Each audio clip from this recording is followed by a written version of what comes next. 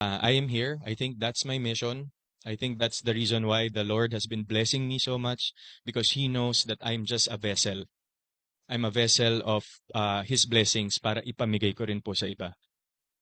So, ganun eh. Hindi ko sinosolo yung mga na-achieve ko sa buhay in terms of, recognition or material man yan. I'm always, top of priority ko lagi is how can I help? Every day yan. Nag-iisip ako. Kanina nga lang nagkaroon kami ng discussion ni Mama Ten and Kuya Sam. Sabi ko, asa na yung charity natin? Bakit hindi umaandar?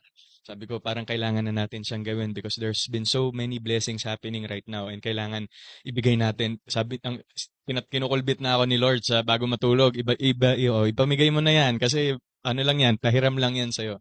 And everything that I have right now, I know that this is just borrowed. We're living at a borrowed time from Him. So, it's up to us. And yun din yung isa sa mga gandang blessings na binigay niya sa atin is really free will. It's up to us how we want to live our lives. So, choose always good. Choose the good in everything. Parang choose for the benefit of the common good. That's how I wake up every day. That's my motivation. And with this partnership, yun po ang vision namin.